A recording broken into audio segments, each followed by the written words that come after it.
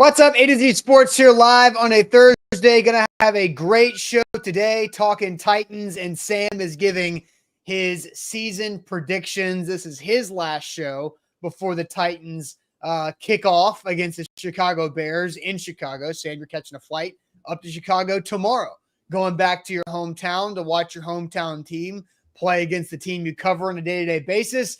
And so we'll talk a lot of Bears-Titans today. If you have a bet of something we got into a little bit yesterday during Easton Freeze's first show on A to Z, but it's your time to give your season-long predictions. Tomorrow on Friday, Zach makes his return to the show, and Zach and I will give our season predictions too.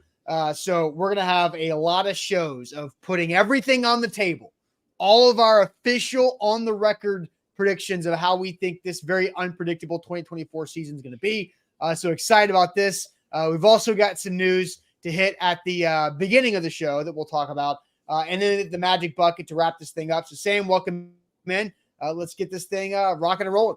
Hey, let's do it here. It is a Thursday, so, got a good show. Like I said, my chance to go through my season predictions for the Titans. We'll go over record. We'll go over MVP. We'll go over disappointment of the year. So we're going to be all over the place predicting maybe some of what happens in Chicago on Sunday, and then absolutely predicting what is going to happen throughout the rest of this fall and throughout this season. So it's going to be a great show. If you're watching the show, you got to share the show. You can share using the share button in the bottom right corner of the Facebook, or you can take the YouTube link, send it to a friend, a Titans fan in your life, let them know what A to Z Sports is doing here, and get them in, get them involved, let them know Titans predictions are here. I'm curious to see everybody else's Titans predictions as well and see exactly where I line up with all of you in the chat. So going to be a great show. Share the show and like the show before we kick it off on a Thursday morning.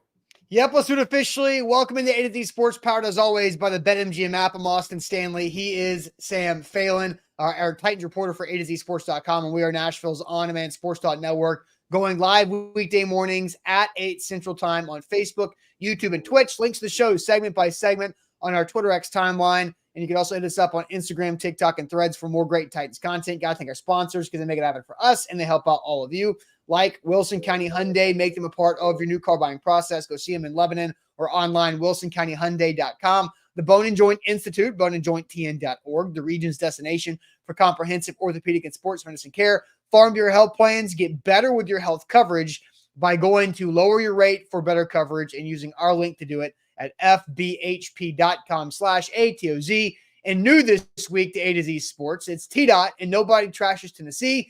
Be part of the solution to end littering and make sure nobody trashes Tennessee. And you can learn more at nobodytrashestennessee.com. So, Sam, we do have some news to get to. You grew a beard over the summer, and that's because you spent a lot of the summer, I don't know how long, but a decent portion of time on the islands of Fiji, because you will be on this upcoming season of Survivor 47. Officially announced and released the cast yesterday on Wednesday. Willie in the chat, Sam, Survivor Sam, Brock saying Survivor Sam in the house. You can see all of the different things that Sam put out on the social media and A to Z as well on the social media. And then Jonathan says, so Sam, can you actually talk about Survivor now? I mean, not really. We can acknowledge it, right? Like we can acknowledge that this is happening. September 18th is the very first episode. I am like so freaking excited about it. So now, the chat has been saying, hey, where's Sam been? Where's Sam been? Did you guys fire Sam? Then the cast gets leaked in mid-May, and I'm having to put out fires like a fire extinguisher and ignore everything in the chat. We had one super chat that said, hey, is Sam on Survivor? Can you confirm? And you know the rules of the show. We have to read every super chat. And so I put it up on the screen, said, can you confirm Sam is on Survivor? And I said, no. And that was it. So that is the news of the day. So big news week for A to Z Sports. So I'll toss it over to you. Nope, and you're muted. It's nice to have the news out there, be able to share that with everybody. And I'm very excited for the premiere on September 18th and for everybody to kind of get to tune in, get to see what it's all about. I know a lot of people maybe have never watched Survivor before, have never, had a reason to. Well, now they have a reason to, and I'm excited to get to see everybody's reaction and just have people tune in. It's going to be a lot of fun. And obviously I'm very excited. I've talked on the show before about how going on Survivor was something that I was like, hey, that's like the dream. So, we got to do it. And, I can't wait. I'm excited. Stay tuned. CBS Survivor, September 18th. Yeah, September 18th. It's a Wednesday night, and every Wednesday night moving forward. So I'm excited because Survivor's on CBS. A lot of Titans games are on CBS. Sam is going to be at a lot of Titans games. You always hear like Iron Eagle coming back in the third quarter. Third quarter, Titans and Jags tied at 17. CBS Survivor, new episode at 7. Well, right here, it'll be Wednesday night. the commercials. Like, everybody look, watching. Yeah, Sam's in the press box. That's what I'm looking forward to. If you're watching commercials on CBS and stuff now, there's already been a lot of new commercials. I got some texts yesterday of people watching CBS last night that saw a familiar face in some commercials. So that's all very exciting, especially with the NFL season right here, like you said. Yeah. And I'm somebody who's never watched Survivor up until this spring, and I watched the season 46. I wanted to get acclimated, know the rules, know how things flow, know the strategies of the game, so I can be fully enthralled with it when you're in it. So 2 weeks from yesterday, 2 weeks from last night, September 18th, the first episode premiere, 2-hour premiere, 7 to 9 p.m. Central Time on CBS and Paramount Plus. All right, so King VC says, lock in and like the show. Please hit that like button. We're struggling on the Facebook likes. We need more likes on YouTube as well. Sam is going to be on Survivor, and that's going to be a lot of fun for all of us in the Titans community to watch throughout this football season. So we got 2 seasons to watch, the Titans season and Sam on Survivor this season. But Sam, before we dive into your season predictions for this upcoming year, we got to get to a DeAndre Hopkins update because he was seen on the practice field for the first time in about a month, or maybe a little less than a month, yesterday. And what's going to be the status of the Titans' future Hall of Fame wide receiver week 1 in Chicago? We'll get to the D-Hop injury update and take a look at him on the practice field on Wednesday. But first, our great new partner of the show is T-Dot. Did you know there are over 88 million pieces of litter on Tennessee's roadways right now? Like right now. It's a massive problem, but we can all be a part of the solution. T-Dot spends over $23 million each year cleaning up litter, but they can't do it alone. You can help by making simple changes. You can stop littering. You can pick up litter when you see it and join local cleanups. Every action counts with T-Dot, and Tennessee needs all of us to step up, be part of the solution today, and help Tennessee stay beautiful. Visit nobodytrashestennessee.com to get involved and see how you can make a difference. Again, nobodytrashestennessee.com, and we're going to have some very fun cleanup opportunities in the fall for you guys as well with our partnership with T-Dot and Nobody Trashes Tennessee. So, Sam, let's go ahead and get to the injury update with DeAndre Hopkins.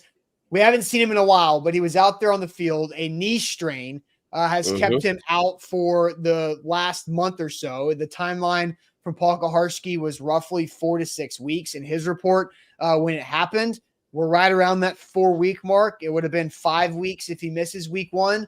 But you were in the locker room yesterday. And so I know Easton Freeze, one of his first articles he wrote yesterday was about the vibes surrounding DeAndre Hopkins' injury. What were the vibes that you got at St. Thomas Sports Park yesterday talking about D-Hop?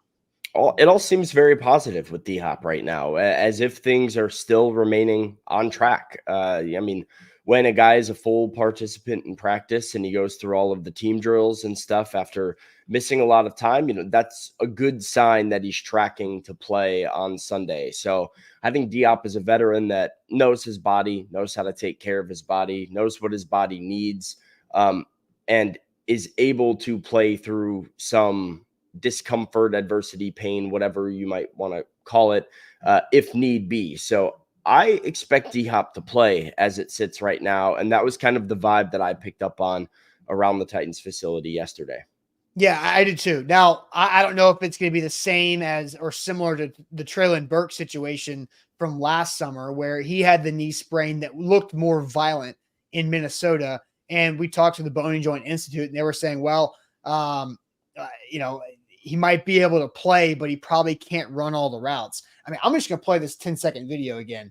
I mean, this looks like D-Hop looked at, and has always looked like he's twisting, he's turning. He's obviously not going full speed at all times, but he's doing all these different things that make it look like to me that he has no directional limitations in what his routes are going to be like, what his confidence in his knees going to feel like. So I think the Titans are going to be full speed ahead with all of their offensive weapons, because the only other guy on the injury report yesterday was Jamal Adams, and that's a different, very vague, kind of unknown circumstance, an ominous circumstance around Jamal Adams. So do you have any vibes on Jamal Adams? Yeah, but far less positive on Jamal Adams. Jamal Adams' whole aura, energy in the locker room was very off, not typical of what we've seen of him. Since he joined the Titans, he did not practice, or he was out on a third field of practice during practice, but not with the team. And then, there was a media moment in the locker room where I had a chance to head over to his locker with a few other reporters and, say like, hey, are you healthy? How you feeling? And it was your two words, like, yeah, I'm good, getting there, almost, soon to be back. Kind of dodging, not really wanting to answer the questions. So vast difference for me between D-Hop and the energy around D-Hop, and even D-Hop's practice status, and then where Jamal Adams is right now. If I had to place money, I would say Adams not on track to play in Chicago. Yeah, and so I see I've got the yips on her name. I met her at Nissan, Patricia. I met her at Nissan Stadium, and now I just have the yips on how to say your name properly, which I hate. Did Jamal Adams get signed hurt, or did he get hurt during a preseason game trying to figure out what's going on? I mean, he was practicing, and then he just wasn't practicing. That's kind of what it feels like. Oh. Long day yesterday. Yeah, I got to yawn. I think it's more of a signed hurt thing, and not like a signed injured thing. Yeah. But I think there is some maintenance that is attached to Jamal Adams that the Titans probably knew was part of the deal. And it's probably frustrating for Adams and for the Titans that it's still a thing here a few days before week 1. But it all kind of felt like, from what Jamal was saying in the locker room, like a maintenance thing for his body, that his body is almost ready to go. He's getting his body back up to speed. Those were some of the phrasings that he used, in the locker room. So I didn't take it as like he tweaked anything. There was never a time that he missed practice in training camp that Brian Callahan had him listed as somebody that had an injury. It was always like, it's a precautionary thing or it's a soreness thing. So I think it's Jamal trying to get his body correct. Yeah, that's what it seems like. So we'll see what happens with that. But Sam, it is now time to dive into your season predictions for the Tennessee Titans. Now, Zachary drops a super chat to address some of yesterday's. And real talk, A to Z is lucky to have Sam. Yesterday we gave him crap, but there's no better than Sam, and we know that. So you were getting a lot of hate because of your Chicago Bears, your childhood Chicago Bears, and your professional life of covering the Titans are clashing like the helmet graphic on all the pregame shows. So yes, you get a little spicy, but I do think if we have a bet to get to, we'll get to that at the end of towards the end of the show. But thanks, Zachary, for the super chat there. So Sam, season predictions. We have for you today. We have a total of 6 categories for your season predictions. And we're going to begin with most valuable player. So I will toss the floor to you to open up your most valuable player discussion for the Titans 2024 year. Most valuable player was hard for me because it's about like what kind of a season do I think somebody's going to have versus what kind of an impact do I think somebody's going to have? Value of a position versus statistical standout. But at the end of the day, my genuine belief is that the most valuable player, the story of the season for your Tennessee Titans, is going to be your quarterback. And I will say it's going to be Will Levis. And maybe saying, oh, the quarterback's the MVP isn't a hot take. There's a lot of other names that you could potentially go to. But I believed in Will Levis since the Titans drafted him, Austin. I believed in Yeah. his ability to step in and be a good franchise quarterback. And, if he's surrounded by the right pieces to be the guy for Tennessee. Now, we'll get into a little bit later on what I think his season looks like from a statistical standpoint. But more importantly than anything, maybe, I think his leadership, his ability to step into that starting quarterback role and solidify that starting quarterback role is going to be the most valuable thing for the Titans long term that comes out of this season. And so my MVP, I had a couple options. I almost didn't, is Will Levis. All right. So my follow-up was going to be, that means you feel like he's going to have a good enough season for the Titans to do some things, right? And I don't want to spoil other predictions that you're Yeah, I think, you can't be MVP as the quarterback without having a good year.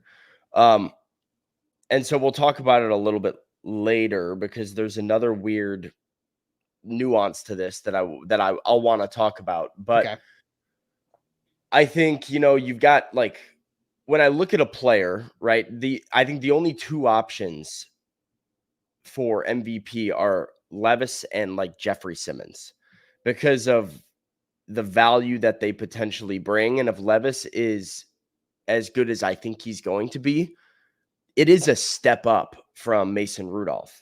As good as Mason Rudolph could be as a backup, right? Levis gives you more upside into your offense that is very valuable for the team. And then you add his leadership, you add sort of his charisma, his chemistry with some of the players in the locker room.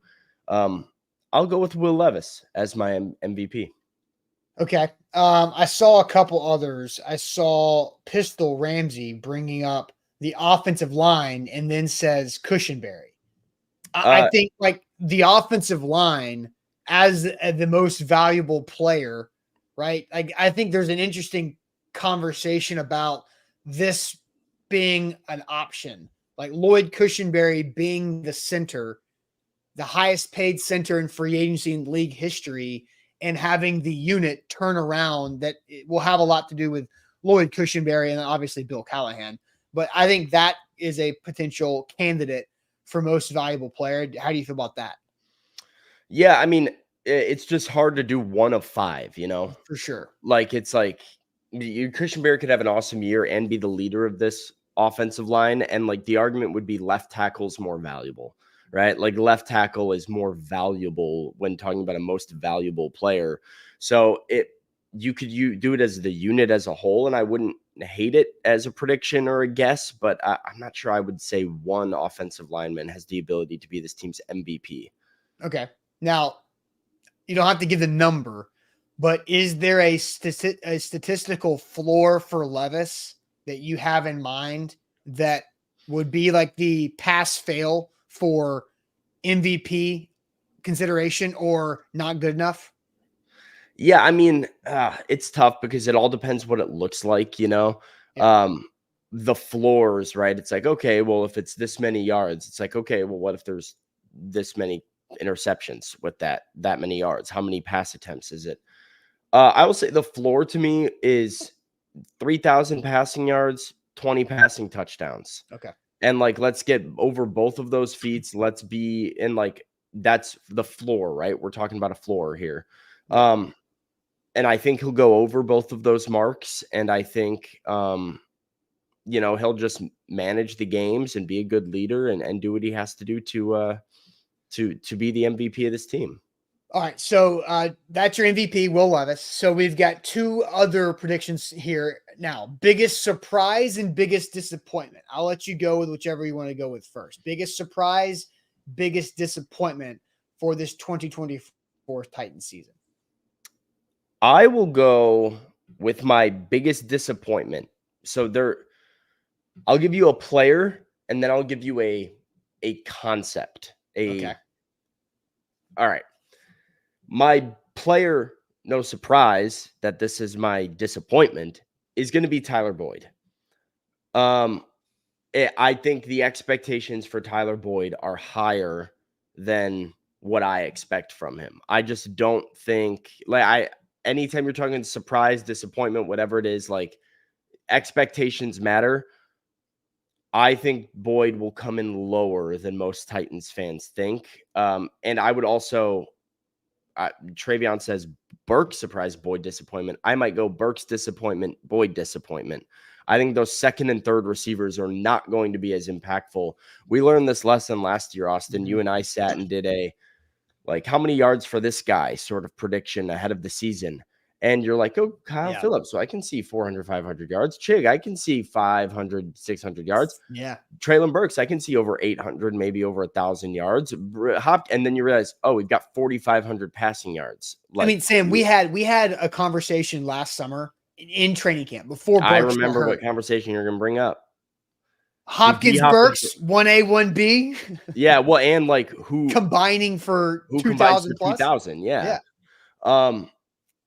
And I think when you factor in, hey, so there's going to be some running back passing game value. There's 2 tight ends. There's a bunch a couple receivers that you expect to get close to 1,000 each in Hopkins and Ridley.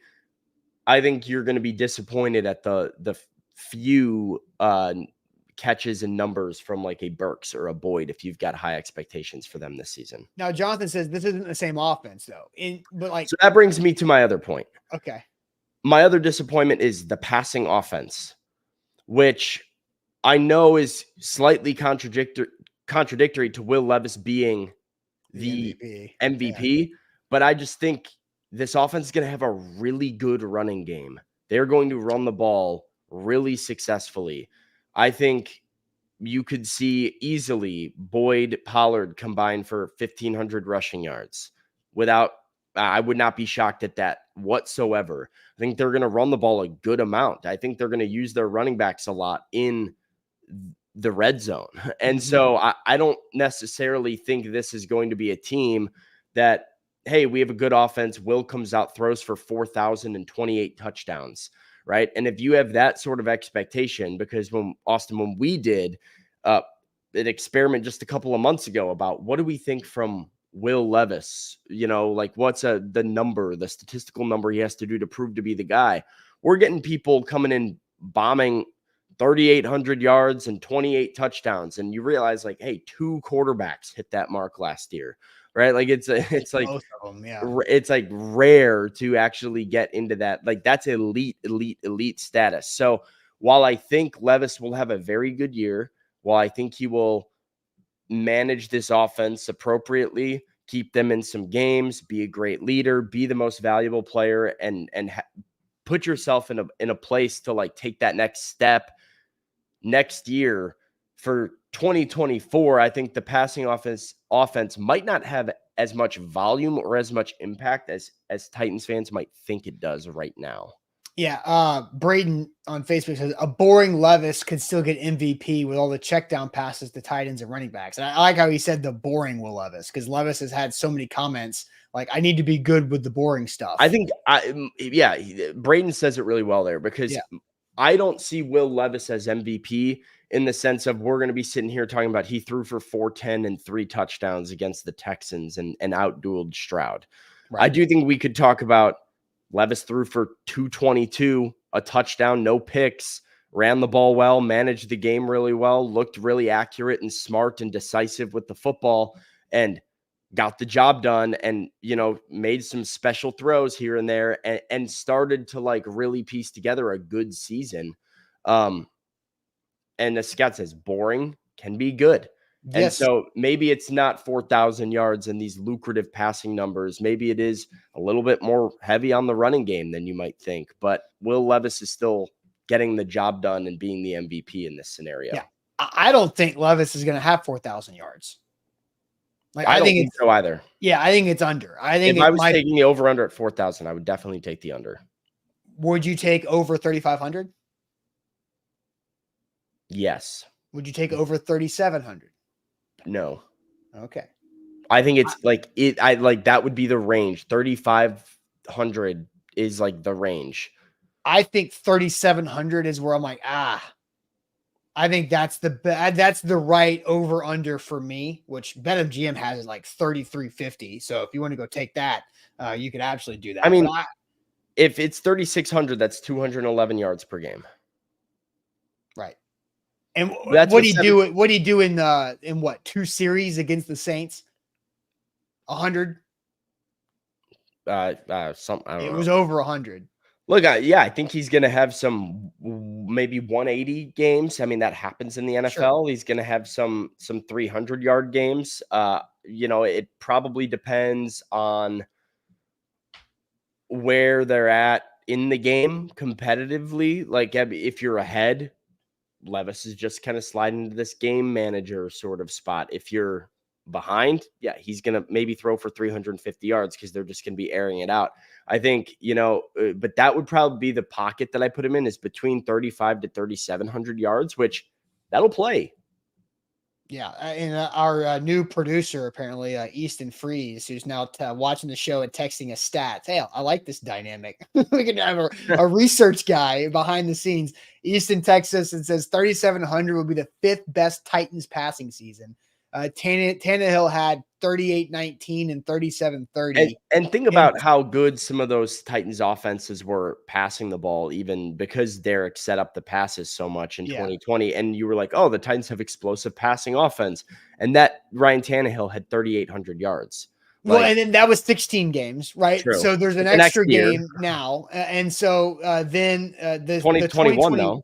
2021, but that was the year where AJ and Julio were both on IR.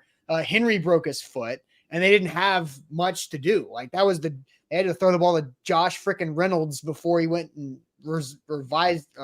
just resurrected himself in Detroit and NWI. And it wasn't great that year. It was so disjointed at times throughout that year, and he still put together 3,700.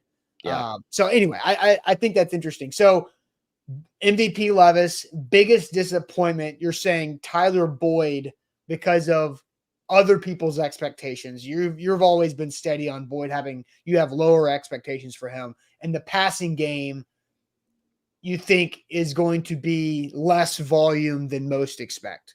Is that a good summary? Yeah. Okay. Biggest surprise. I've got two that I go back and forth with, but I'm going to stick on the offense, and this might be a weird one. Tony Pollard. A lot of hype around Tajay. I love Tajay. Tajay's going to have a good year. Yeah, he's your guy. Josh Wiley is like the popular pick, I would say, for big surprise. And from what I've heard, people are sleeping on Tony Pollard and not really understanding how good this guy was in 2022 when he was not the primary back, but splitting carries and rotating in with fresh legs because he was rotating in with Ezekiel Elliott all the time. He looked explosive in the preseason and explosive in training camp. Tony Pollard can catch it. Tony Pollard can block. He can run between or off the tackles. I think this Titans team, like I said, is going to have a better run game than people believe it's going to.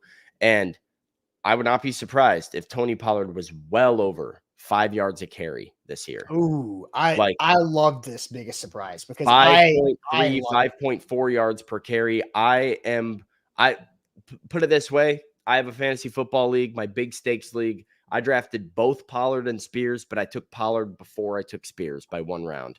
So I really like him. And so that is my surprise. I don't think he's getting enough love, enough attention. I think people are going to be shocked at just how good he is for the Titans. I just don't know what the usage is going to be. Like, I don't know if it matters is the thing. Like if Tony Pollard and Tajay split touches and the running backs get as many touches as last year's Titans running backs did with Henry and Spears, and you split those touches down the middle, like it's around the same volume that Pollard had in Dallas in his big year in Dallas when he was splitting touches with Ezekiel Elliott. Yeah, 2 years ago, before 2 the years ago. broken Yeah. leg. Yeah. Research department Easton Freeze just says he's averaged over 5 in his career, with last year being a career low of 4 yards per carry. And you saw how much better he was second half of the year. When we've talked about this with Pollard, yeah, like notice how he gets better in November and December. Notice how much more explosive he looks. What his yards per carry goes to late in the season. Understand that he's coming off of that injury and getting up to speed a little bit more, getting more acclimated. Now you're coming year 2 off the injury. That's when you're good. Like that's when you're running your fastest and your best. So I feel really good about that pick. I like Tony Pollard as the surprise. He's looked so good in the preseason performances and just like explosive. Like, and again, like I understand they were playing the Niners backup defense and the Saints backup defense, but you can still tell when something looks good, regardless of who they're doing it against. Yeah. And I think the fit is so perfect. So, hey, bold move taking both Tony and Tajay on the fantasy team, because I don't know if you're going to start both of them or if you're going to get. I'll probably start one of them and just guess. And then you're going to have like, damn it, I had Tajay on my bench and it was his game to shine. Then you're going to flip it. And it's just going to drive you crazy. Yeah, no, I think that is the aspect of this offense that, like, I don't know, Austin, my take on at least what the overall narrative around the offense is right now is like, well, it's Ridley and it's Hopkins, it's Levis in year 2, and it's a quarterback guy who's going to air it out and throw it around in Brian Callahan. I'll remind you, when the Bengals went to the Super Bowl that one year, they pretty much did it just checking down to Joe Mixon and Samaje Perine like half the time. It was Joe Burrow, don't make bad decisions. Like if Jamar's not open, somebody's going to be. Find one of your guys underneath. I just believe that this group is going to use running backs way more frequently than we maybe believe. This idea of, hey, this is a new offense. This isn't Mike Vrabel's offense. I don't think that means they're not going to run the ball a lot. I just think they're going to be smarter with how they pass and when they pass. They're not going to be afraid to pass on 1st and 10. Less predictable, but still high volume. And so, yeah, the passing numbers, maybe not what you think, but these running backs are going to be good. 70 catches combined for the running backs? I don't hate that at all. I would say yes. Okay. And hence why, right? It's like you start doing yards and where do the yards come from? It's like, all right, if the running backs each have a couple hundred yards, you've got almost 1,000 from Hopkins or over 1,000 from Hopkins. You've got around 1,000 from Ridley. You've got, a couple hundred from Boyd. You got a couple, like NWI is going to have over 100 receiving yards probably. You got Burks with 100, 200. You got the tight ends. It's like, where are the yards coming from? So somebody in there has to be a little bit of a disappointment. Yeah. All right. So you said you had 2 surprises. One of them is Tony Pollard. I'll just go with that one. I'll just go with that. So I don't feel confident. I don't feel confident enough in the other one. So. Oh, come on. No. This is a disappointment. You tease 2 surprises and you just give me one. What am I going to do with this? Yeah. Sorry. Okay. We'll talk about it later.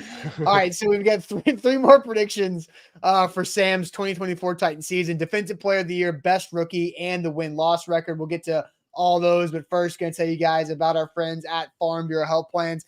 Plan on Farm Bureau Health Plans for all of your health coverage, whether it's full health, dental, vision. Don't pay a pocket to go to the dentist twice a year. You should just do that and get that in your coverage plan. That's the right way to do it to keep them teeth right. Also, if you need vision coverage, don't pay out of pocket for the contacts or whatever else you need for your vision needs. They've got you covered. Serving Tennesseans for over 78 years. They've been able to adapt and adjust to technology and society throughout that time and make sure that they can find the right plan for you regardless of your situation.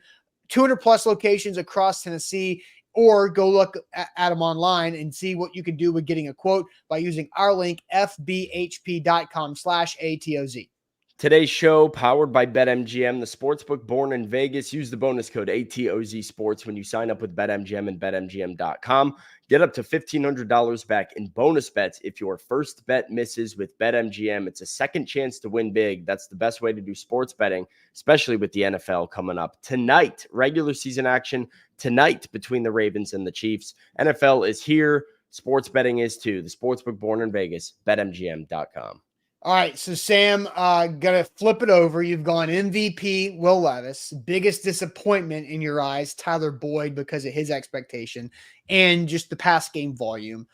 Biggest surprise is Tony Pollard for this team. So now we'll flip it over the defensive side. Defensive player of the year for the Titans is who? Big Jeff. I think he has double-digit sacks. Career high in sacks for Jeffrey Simmons this year. Maybe, this defensive line is going to help Jeff a lot. Having a guy like T'Vondre Sweat line up next to him who can push the pocket from the inside, who can maybe leave Jeff single blocked a lot of the time. I just think it's going to be a big year. This is a big, not prove it year for Jeff, but like a big year to stay healthy and live up to the contract, like play up to the contract. So I think this is a really big year for Jeff. I think he is critical in this defense. Having some vets that are healthy and new and some fresh faces around him, I think will energize him a little bit more than things and kind of how they got stale over the last 2 years, especially late in the year last year. If you looked at the names that Jeffrey Simmons was playing with in Mike Vrabel's defense to close out that year last year, it was an ugly sight to see who his teammates were he was lining up with. Yeah. So Denard Wilson, a blitz heavy pressure bringing defense with a guy like Jeffrey Simmons on the interior defensive line. I think he's going to have a big, awesome year. And so from that position to be able to get that value as a pass rusher is incredibly valuable. And that's my defensive player of the year. I think defensive player of the year has more options than MVP. And you said Jeff was your only other candidate for MVP outside of Levis, but I think L'Jarius Sneed is a legit defensive player of the year candidate just because of the difference because of who he's replacing, right? Like the level of play that Sneed is replacing should be so much better. And how much does that allow Jeff, Sweat, Harold, Key, Sebastian Joseph Day, Kenneth Murray blitzing, Jamal Adams, all those guys are going to be coming off the quarterback. They're going to get more sacks because of guys like L'Jarius Sneed. So I would probably go Sneed because I think Jeff is probably the chalk pick with that. But I think Sneed has a chance to be really special and make a massive difference. Yeah, I think Sneed has an option. I think Ernest Jones is a sneaky option if he, is healthy, if that knee's not an issue. I don't know what Ernest Jones has in the tank, but I mean, if he does something like he did last year with the Rams, I mean, his season with the Rams last year was better than what the Titans got from Azeez Al-Shire last year. And Azeez was awesome. He was one of those defensive MVPs. So here's my, my other potential surprise, just because I don't believe he's getting talked about enough, Sebastian Joseph Day. I think Titans fans are going to be pleasantly surprised at how good and well-rounded of a player Sebastian Joseph Day is. Woof. Great run stopper, versatile on the defensive line, gives guys like Jeff and T Sweat the opportunity to be on or off. And, they work in Coburn there a little bit too. I think he's going to be similar to like DeMarcus Walker's last season in Tennessee, a product of his environment a little bit, where if you have a good defensive front and a lot of pressure coming from your defensive tackles, you're going to be the benefactor of that as well, and maybe have a quarterback run into your arms. So I think we'll get a nice, productive, solid year from SJD. And the reason he's just a surprise to me is because he is quiet, as Bork says in the chat, but Titans fans seem to be relatively quiet about him. We're not talking much about him being a really impactful piece of this defense. He's not Denico Autry. I think he's probably a little better than DeMarcus Walker, but I think he's a right. Like DeMarcus Walker had a good year for the Titans, and and like got paid because of it, and for sure, so. I think Sebastian Joseph Day is the perfect glue piece. Somebody asked in the chat here, where'd it go? Just Smash. Is he behind Sweat or is he considered an end? So if they're going to play three defensive linemen on the field, it would be Sebastian Joseph Day on the outside, Sweat right there in the middle, and Simmons next to Sweat. So it would be those three guys. They play different positions. It just depends on how versatile they want to be up front with how many big bodies they have versus inside linebackers and DBs. So, like I think matchup based. I would probably say I think Sweat plays more snaps. If I was guessing and assuming health for both of them, Sweat is probably playing more. Like Chicago, Sweat probably plays more snaps, but I don't think it's a blowout. Yeah, I think it's pretty close. I think it's probably like, I think if you're going to have two guys on the field, then you would prefer Simmons and Sweat. But Sebastian Joseph's Day and Simmons is not a bad option either. If Tavondre Sweat needs a blow. Cool. So, all right. So defensive player of the year is Jeffrey Simmons. You think he's got double-digit sacks. And I agree with you on the it's not a prove it year, but it is a big year for Jeff. I think he needs to stay healthy and, just show what he's been capable of showing on a full season consistent basis. Okay. Best rookie, Sam. Who will be the Big Sweat? Better than JC Latham? Yes. Why? I think he's more ready for the position than JC Latham. Is that because of the position or is that because of the play? Because of the position. I think JC Latham is going to be a really good left tackle. I think there are going to be a lot of like growing pains for JC Latham, but here's what it is. Here's really the difference, because there's going to be growing pains for Sweat too. The difference is when Latham is on, I think Latham is going to be solid. When Sweat is on, he's changing the football game. When Sweat is on for the Titans defense, you will not be able to help but to notice him. And the impact that he will have will directly change win, loss, score on the scoreboard. And that to me is going to make him the best rookie. Best career, maybe it's JC Latham, right? Maybe a long-term starting left tackle more valuable than a defensive tackle. Totally an argument there. I think JC Latham will make more money in his career. That's right. Not, I would agree. Discounting the difference of 7th overall and 38th overall rookie deals, but yeah, I would agree. But I mean, Sweat's been my guy from day one, as Steven says in the chat. From the second I laid eyes on him at the Senior Bowl, I said, "Who is that guy?" Like, I know who he was, but I was like, "Hello," someone draft him. And I totally think we're going to have 3-4 games this year that you come away from it being like, wow, the Titans won that game, much thanks to Tavondre Sweat, and him making a play or a series of plays that you can't help but notice. So I disagree. I think JC Latham will be the best rookie.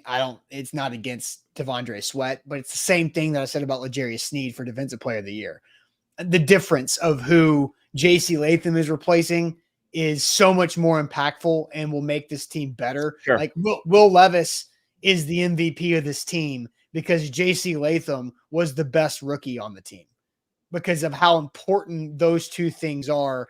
And I think I forget where it was. I'll have to scroll back up. Somebody said, if JC Latham gives up 8 or less sacks, he will be the best rookie. I don't know if it's 8. I don't know how many sacks because you had the left tackle position as a whole. Whoever was out there gave up 24 last year. So, yeah. The difference of 16 less sacks at least from one guy or one spot is such a big deal for Will Levis and the whole team, where I don't like Tavondre Sweat will be an impactful player. I just think JC Latham is going to be an upgrade. He's going to have rookie moments.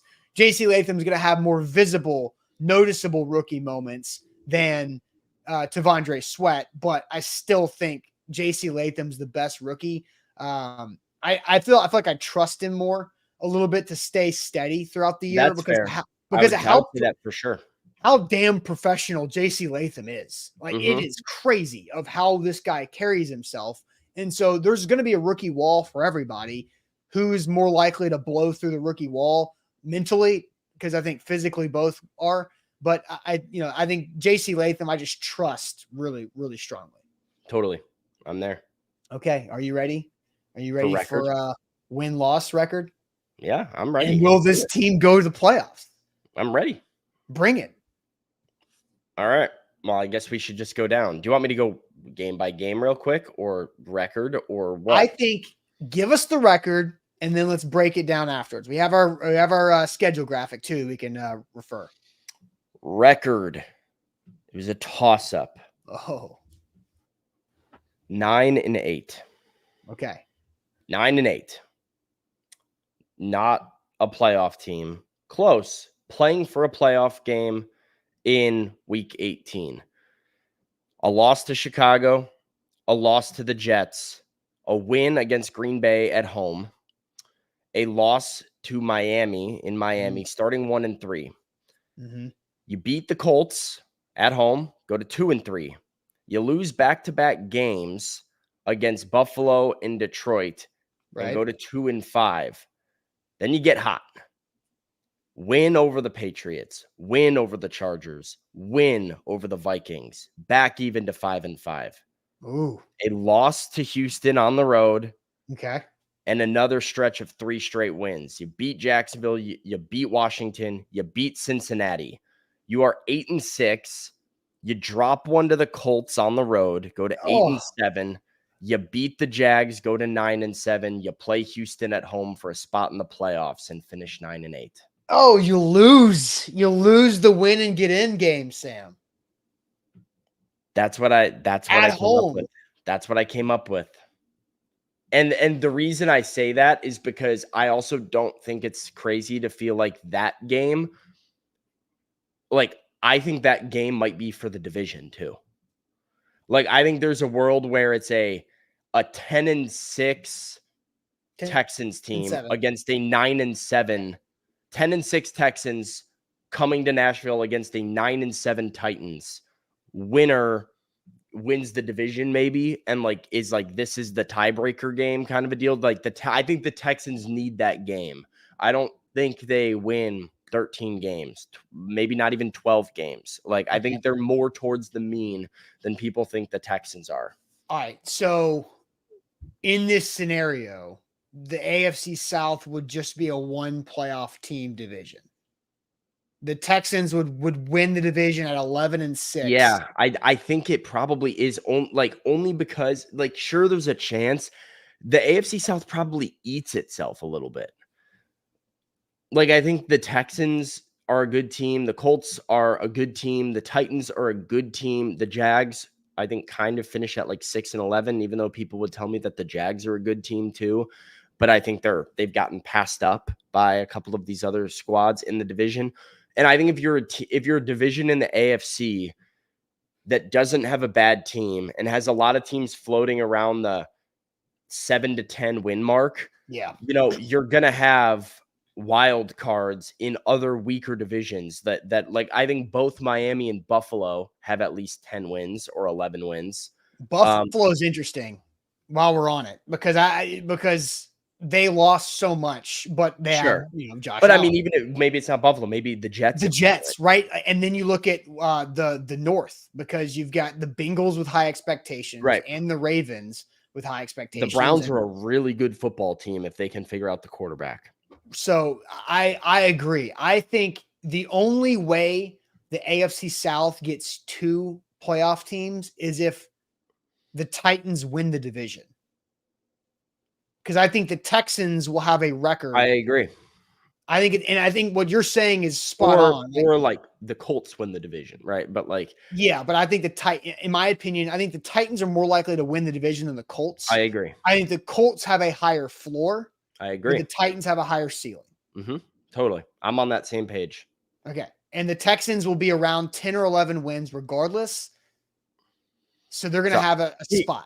Here's the issue. Like, and Amnesia says all these pieces they brought in are only worth 3 extra wins. 3 wins is a big jump in the NFL. Number one, yes. 3 wins is a significant improvement.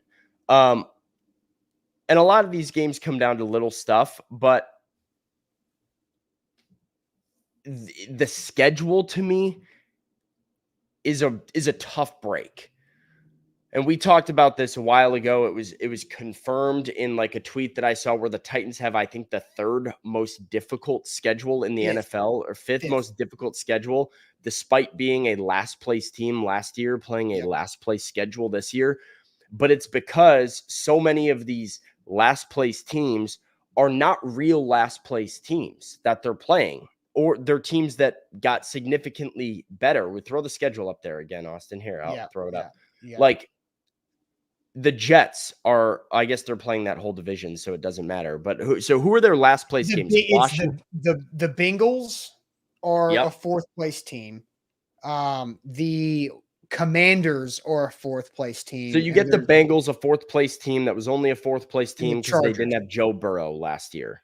Yeah. The Chargers, I still think you win that game, but like we know that they also played a lot of games with Easton Stick at quarterback and didn't have Jim Harbaugh last year. So they've gotten substantially better. Jaden Daniels is in Washington.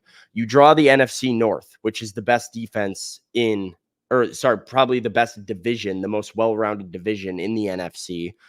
That's not a fun break. I think the Titans drew both of the deepest divisions on either conference. You drew the AFC East, which has maybe 3 teams competing for the playoffs and then a layup in New England. And then you drew the NFC North, which is 4 teams that all have somewhat playoff expectations, minus maybe Minnesota.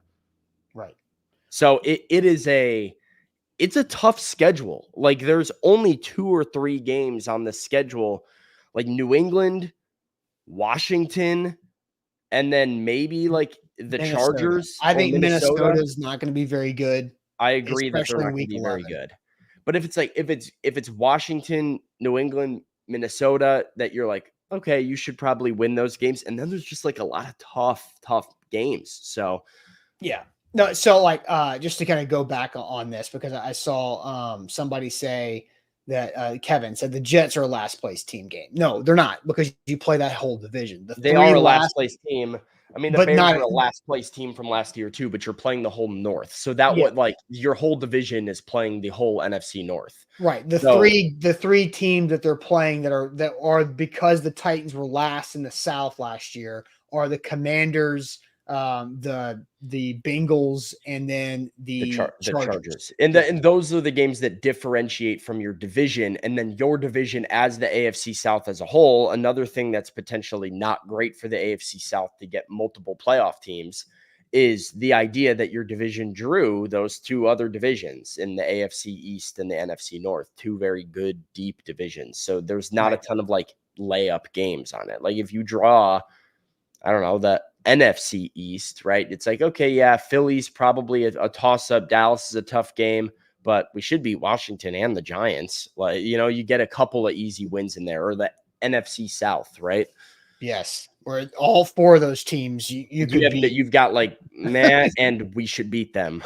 Or the Bucks that you thought you had a chance to win last year, but you got walloped by Baker Mayfield in Tampa. Baker Mayfield's good. Yeah, at times he can be. At times he can be good. All right, so that's your predictions for the whole season. We're about to talk Bears, but I just want to summarize your 6 predictions here. MVP, Sam has Will Levis, quarterback. Biggest disappointment, you have Tyler Boyd and the pass game volume. Biggest surprise, running back Tony Pollard. Defensive player of the year, Big Jeff Simmons with double-digit sacks.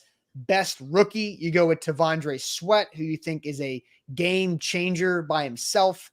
And then win-loss record and playoffs, you have the Titans at 9-8, losing the win the division and get in game in week 18 at home against the Texans to miss the playoffs. So, look, I think those are solid predictions overall. I believe Easton was the same 9-8 record and missing the playoffs. Yesterday, Zach and I will have, Zach and I, you were pouting. You were thinking about eating that banana and pouting during Easton's record predictions. Correct. Which I still think you should have eaten the banana on air. That would have been the best. Yeah, that was a missed opportunity on my part. Well, just have a banana next to you whenever you feel like you need to take a second.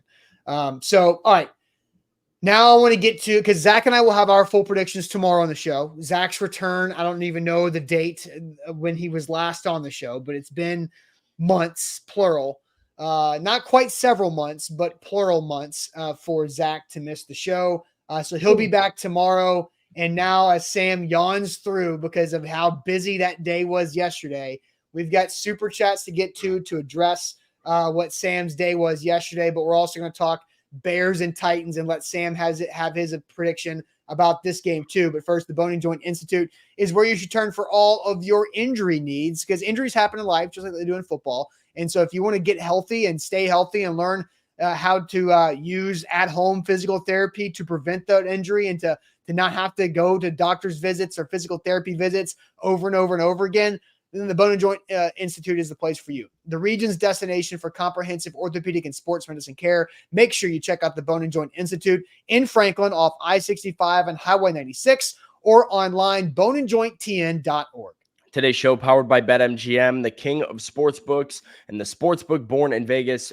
Listen, we're getting ready to talk Titans, Bears. I'm going to give you my thoughts. If you have your thoughts, if you've got a pick, if you got a feeling of how this one's going to go, get on BetMGM. Use the bonus code ATOZ Sports when you sign up, and whatever your first wager amount is, you can get up to $1,500 back in your account in the form of a bonus bet if it misses. 2 chances to win big with BetMGM and BetMGM.com. Okay, Sam. Do you want to summarize what happened yesterday? They got you a little hot and pouty, or do you just want to get into this Titans Bears game? Because I do think into it. I do think it's fair, because look, you are a Chicago native.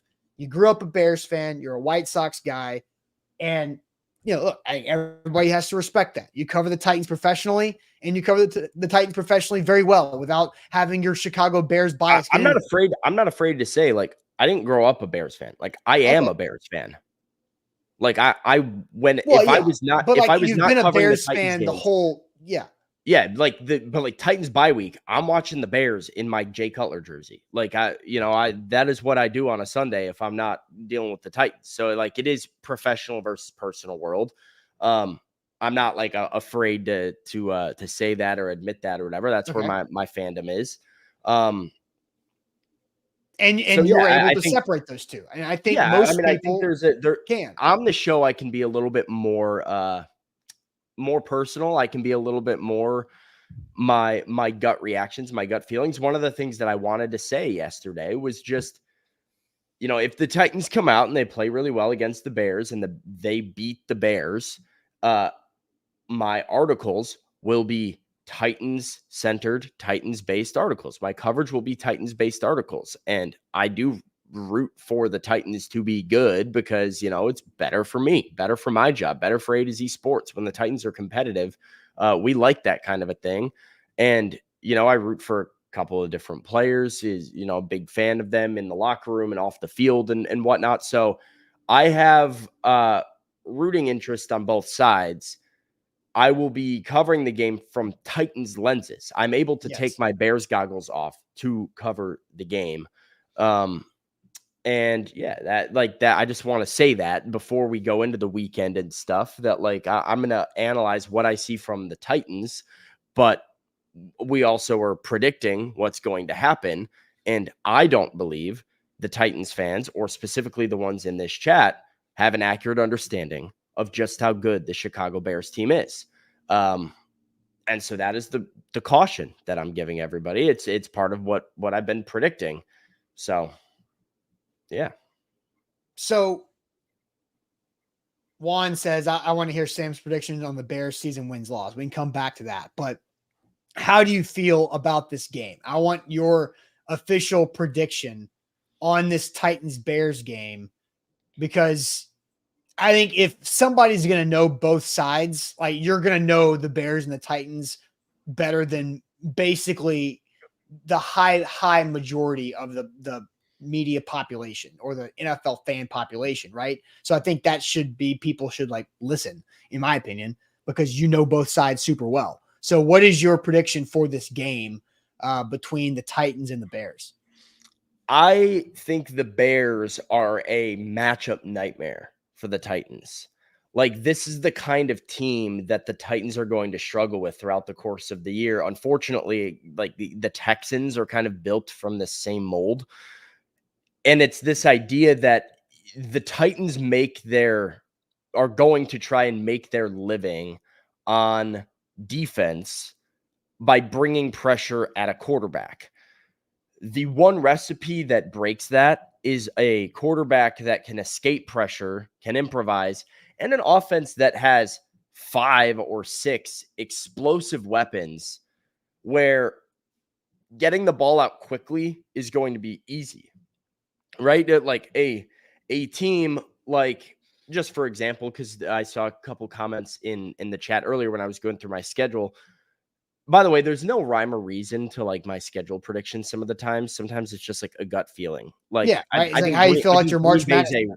I think Green Bay's an awesome football team that on the road in or not on the road, but like I think there's a real good chance Green Bay beats the Titans. I think there's a real good chance the Jets beat the Titans. But my like gut instinct was they'll beat Green Bay and they'll lose to the Jets. And so like gut instinct is half of it. A team like the Bills is a team that I think the Titans do match up very well with, because it's a team that doesn't really have a plethora of options on offense. They really have one wide receiver that they trust or are going to try and force the ball to consistently. See who that actually ends up being, but that's the MO of that. Like, do they even have one? Yeah. I mean, it's like Keon Coleman and Yeah, Curtis Samuel in there, like in that offense. So like they don't have the same separators or explosive guys. They have one good running back, but he's not great in pass protection and all this stuff in James Cook. I think they could very easily bottle up the run, bring pressure against Josh Allen, and cause fits for the Bills offense, getting them off of schedule. I don't think that's what this Bears offense is going to be built like. I think with DJ Moore, Keenan Allen, Rome Odunze, Cole Kmet, DeAndre Swift, Caleb Williams has options that will make his life easy as a rookie. I think it helps him that he's playing at home in his NFL debut, and you don't have to deal with the hostile environment. He can, have good communication with his offensive coordinator. I like the Bears' new offensive coordinator and Shane Waldron, a guy who, had a lot of success with Geno Smith in Seattle, kind of runs an offense that should suit Caleb Williams' play action skill set very well. That looked really good in the preseason. And the number one thing is the defense. The defense. The Bears led the NFL in turnovers last year on defense. They led the NFL in interceptions last year on defense. From week 9 on, the second half of the season, after they acquired Montez Sweat, they allowed 19 points per game, and Montez Sweat led 2 different teams in sacks. They re-signed Jalen Johnson. They added a good veteran leader in Kevin Byard. They still have Tremaine Edmonds and TJ Edwards and Tyreek Stevenson and Kyler Gordon, who's a hard-hitting, thumping nickel, Jaquan Brisker from the safety spot. This is a really good secondary and a really good defensive front if they can get solid edge play. So I just think this Bears team is really well-rounded and kind of causes issues for Tennessee all over the place. The one benefit is probably like their pass rush could be a little bit weak. And so how does Will Levis respond to having a lot of time? If he does have a lot of time, but the Bears defense is really good against the run, which I think the Titans are going to rely on a lot with Tony Pollard and Tajay Spears.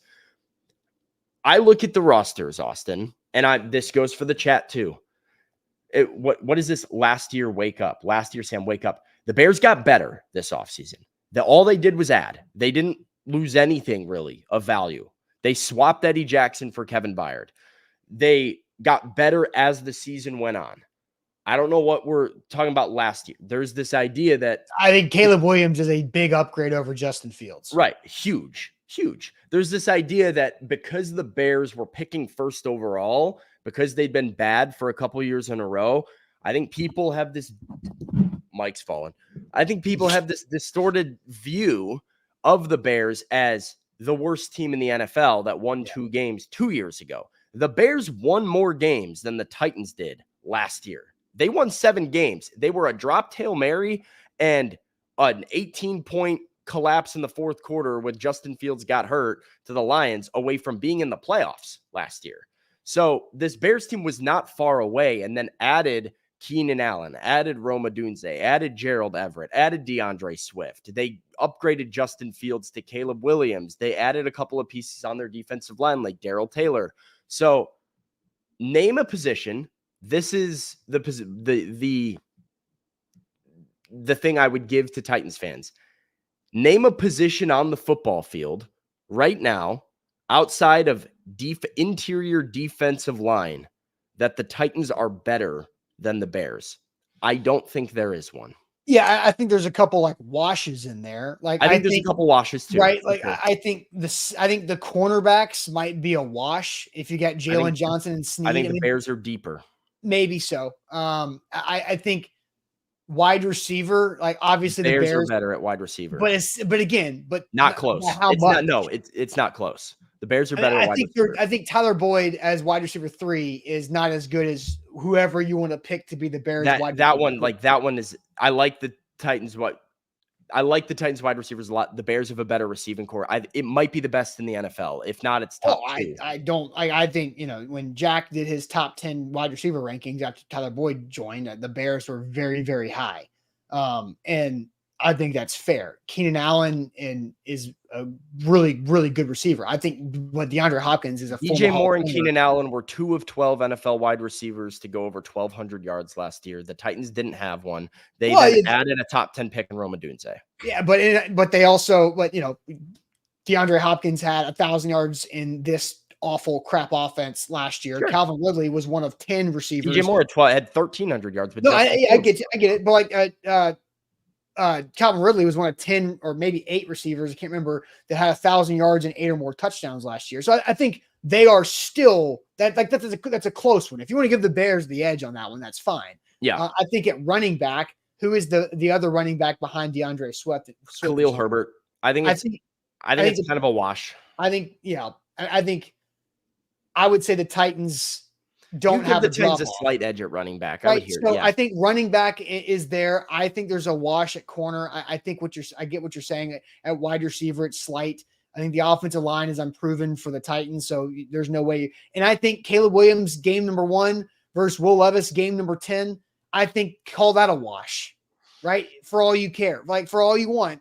I mean, Caleb Williams is a way better prospect than Will Levis. Nobody's saying that, but tight ends. Will Levis, the Bears have better tight ends. Also, not close. Yeah, Cole Kmet, Josh Wiley and Chigakonkwo are not better than Cole Kmet and Gerald Everett, and that's not agree. But yeah. So I think But hey, what happens when you pull it all together? I think do the Titans have the better punter? True. Hey, no, I mean it's any given Sunday, right? I mean it is football. I think like we need to get our expectations set like for the Titans. I'm trying to be like Austin, I think you might be able to vouch for this. Like, I don't think I'm all that off-centered when it comes to the Bears. Like, I'm okay with admitting when I hate my own teams that I like and root for and when they suck and when they're not good enough. But I don't know. I think there's a lot of like people don't know enough about the Titans do have a better punter. Maybe not. Torrey Taylor was drafted in the 4th round. He's like a weapon. He's like but your guy Stonehouse is no Stonehouse is proven in the NFL. But we have to ball besting record holder. We have to see what Torrey Taylor looks like in the NFL because Stonehouse is a dog, man. But you also need to see what Stoney's like fully after the injury, right? And so there's a couple. I'll give you there's a couple.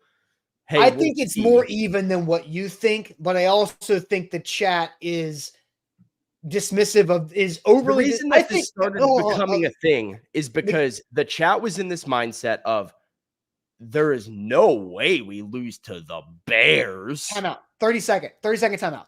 I think both fan bases are way too overly dismissive of the other team. I think I'm not talking about you, but that's what I would agree with that. I would agree with that. Bears fans are very dismissive of the Titans, and Titans fans are also very dismissive of the Bears. Sure. They think, totally nails Caleb Williams, like that has anything to do with it.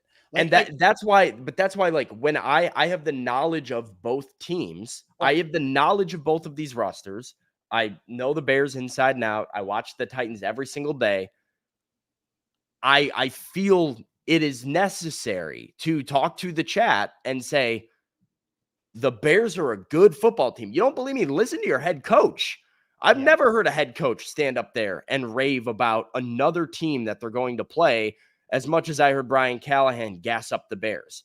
Brian Callahan, word for word, said, we're going to need everyone and everything on point to give the Bears and make it a game. Yeah. Like he knows it's a fight. It's an uphill battle playing in Chicago. Yeah, it's good. Look, I'm excited about it. I think it's really interesting. I saw somebody say, Dre was like, I guess it's time for Sam to leave for Survivor. Well, he's already done that. so I get that. So let's go ahead and get to some super chats because I want to do this and we have a couple of favorited comments we want to get to. Coaching staff, I would probably agree with that. The Titans have probably a better coaching staff, but that's not a position group. So can coaching sure. win you the game? Darren, That's a good point. Darren says, in order to win the game, Titans have to abuse Williams. 98 in the D-line has to have a day. Sam not lying. The Bears are deep. Like, I think good comment, right? Worth your $5 in the super chat. Totally agree on that. If the Titans can get after Caleb Williams consistently, it's why when we talked about what advantage do they have, Austin, I said the interior defensive line for the Titans is a matchup problem for the Bears because the Bears are weak on the interior offensive line. It's the one position group that's has not been solid throughout all of camp. There's been a lot of change, a lot of injury, a lot of whatever.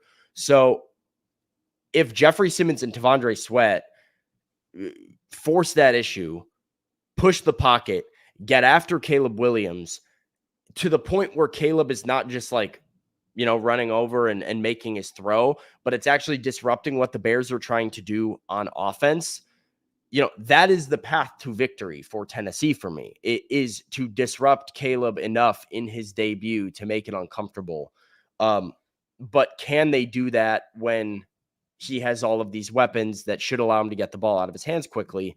That is the question, and that's where I have some doubt.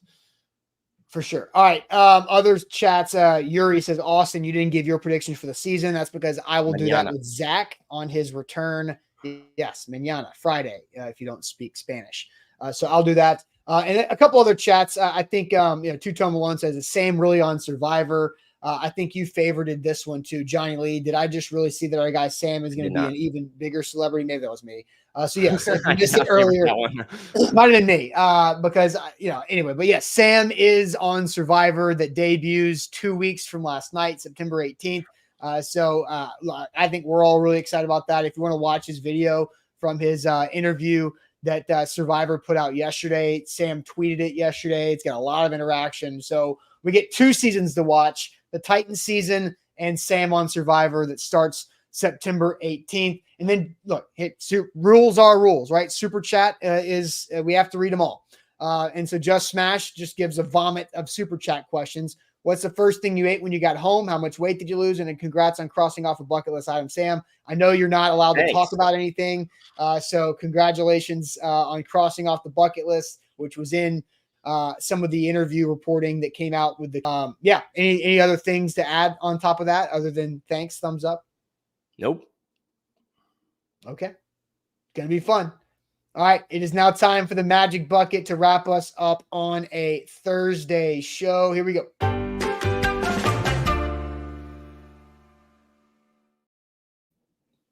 Shout out to our friends at Wilson County Hyundai. WilsonCountyHyundai.com is where to go. Make them a part of your new car buying process. Go see our friends Payne Bone and his team in Lebanon, and check them out online at WilsonCountyHyundai.com. So I also forgot to grab the bucket before the show started. I make a terrible habit of doing that. So give me roughly 15 seconds, and I will be back with the bucket so we can play the Magic Bucket to wrap up Thursday. So, Sam, you can entertain the audience and maybe give a Bears-Titans final score while I'm gone for 15 seconds. Ooh, that's interesting.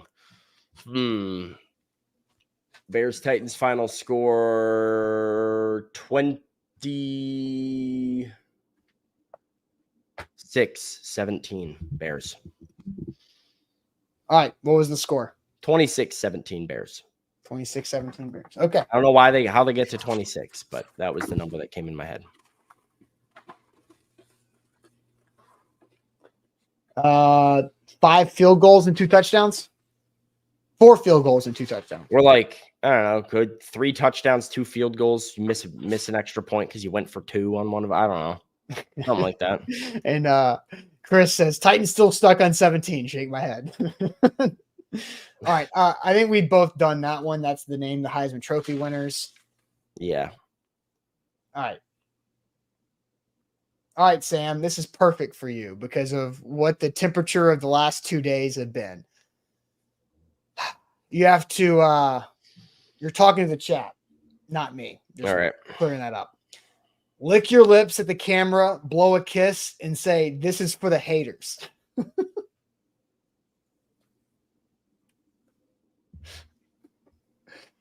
Yeah, whenever you're ready, on your call. Can you read it again? Lick your lips at the camera, blow a kiss and say, "This is for the haters"? I really don't want to do that. I've had to do this, so you can do it.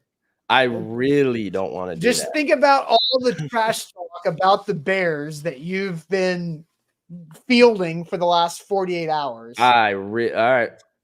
I mean, hey, it's the magic bucket. Damn. I had to do it. Yeah, that sucks.